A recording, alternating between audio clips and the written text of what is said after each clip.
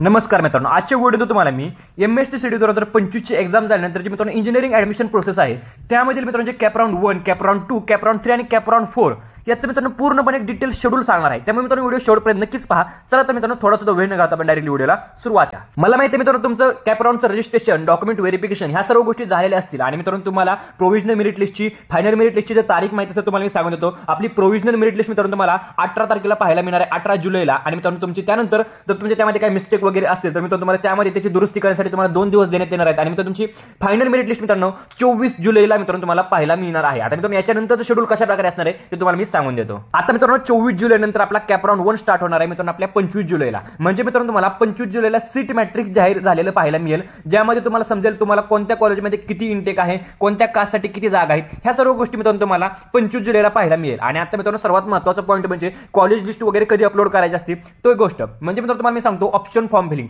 Option form filling मित्रांनो तुमचं 24 जुलै ते 28 जुलै यामध्ये चालणार आहे। त्यानंतर मित्रांनो तुम्हाला सांगतो जेव्हा तुम्ही कॉलेज लिस्ट वगैरे अपलोड करणार आहात त्यानंतर तुम्हाला कोणतं कॉलेज अलॉट झालं म्हणजे त्या कॅप राउंड 1 चा रिझल्ट काय असेल ते मित्रांनो तुम्हाला 30 जुलैला पाहायला मिळणार आहे। 30 जुलैला मित्रांनो त्याचं अलॉटमेंट तुम्हाला पाहायला मिळेल। आणि जर मित्रांनो तुम्हाला ते कॉलेज जर घ्यायचं असेल तर मित्रांनो तुम्हाला तिथे जाऊन लगेच रिपोर्टिंग त्यानंतर दुसऱ्या दिवशीपासून स्टार्ट होणार। आणि जर तुम्हाला फ्रीज फ्लोट वगैरे जर करायच्या गोष्टी असतील 30 जुलै नंतर मित्रांनो तुम्हाला ते कॉलेज फ्रीज करायचे का फ्लोट करायचे ह्या सर्व गोष्टी मित्रांनो तुम्हाला 31 जुलै ते 3 ऑगस्ट या दरम्यान करायचे। म्हणजे जर तुम्हाला ते कॉलेज जर कन्फर्म करायचं असेल तर मित्रांनो तुम्हाला ते जायचे कॉलेजवरती जाऊन तुमची फीस वगैरे सर्व पूर्ण करून तुमचे डॉक्युमेंट्स देऊन ऍडमिशन तुम्हाला कन्फर्म करायचे। ह्या सर्व गोष्टी मित्रांनो तुम्हाला 31 ते 3 मध्ये असेल। आणि जर मित्रांनो तुम्हाला बेटरमेंटला जायचं असेल तर ह्या सर्व गोष्टी तुम्हाला 31 जुलै ते 3 ऑगस्ट मध्ये करायचे। आणि मित्रांनो तुमच्या इथं कॅप राउंड 1 समाप्त होणार आहे। त्यानंतर मित्रांनो आपला चालू होतो कॅप राउंड 2। आता मित्रांनो कॅप राउंड 2 साठी किती जागा शिल्लक आहेत, किती कोणत्या कॉलेजमध्ये किती इंटेक राहिलेला आहे, किती कास्टच्या किती जागा शिल्लक राहिल्यात ह्या सर्व गोष्टी तुम्हाला कधी पाहायला मिळणार तुम्हाला मित्रांनो 5 ऑगस्टला ह्या सर्व गोष्टी पाहायला मिळणार। जसं तुम्ही मित्रांनो कॅप राउंड 1 साठी कॉलेज लिस्ट अपलोड केली होती सेम तसं मित्रांनो तुम्हाला कॅप राउंड 2 साठी सुद्धा ऑप्शन फॉर्म फिलिंग करावं लागणार। त्याची तारीख असते मित्रांनो तुम्हाला 6 ते 8 ऑगस्ट। मित्रांनो त्यानंतर मित्रांनो त्याचा सुद्धा जसं तुमचा कॅप राउंड 1 चा रिझल्ट लागला अलॉटमेंट तुम्हाला समजली तसं मित्रांनो तुम्हाला अलॉटमेंट समजणार मित्रांनो 10 ऑगस्टला। म्हणजे कॅप राउंड 2 मध्ये तुम्हाला कोणतं कॉलेज अलॉट झाले का नाही हे तुम्हाला 10 ऑगस्टला समजणार। त्यानंतर मित्रांनो त्याची रिपोर्टिंगची जर डेट असेल ते असेल मित्रांनो 11 ऑगस्ट ते 13 ऑगस्ट या 2-3 दिवसामध्ये जर तुम्हाला कॉलेज कन्फर्म करायचं असेल तर मित्रांनो तुम्हाला त्यामध्ये कॉलेज कन्फर्म करायचं आहे, फ्रीज करायचं, फ्लोट करायचं ह्यासाठी तुम्हाला 2-3 दिवस दिलेले असणार।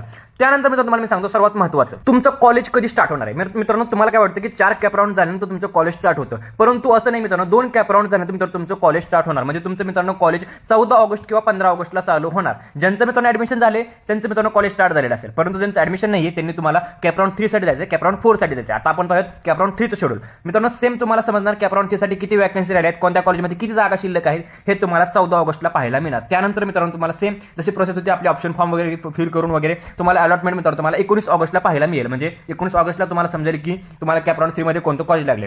सेम मित्रांनो त्यानंतर तुम्हाला त्यानंतर 2-3 दिवसांमध्ये म्हणजे 20 ते 22 तारखेमध्ये तुम्हाला कॉलेजवरती जायचे, ते कॉलेज कन्फर्म करायचं असेल करायचे, जर नसेल करायचं तर कॅप राउंड 4 साठी तुम्हाला पुन्हा एकदा वॅकन्सी डिस्प्ले होणार मित्रांनो 23 ऑगस्टला। म्हणजे कॅप राउंड 4 साठी तुमच्याकडे किती जागा शिल्लक आहेत हे तुम्हाला 23 ऑगस्टला पाहायला मिळणार।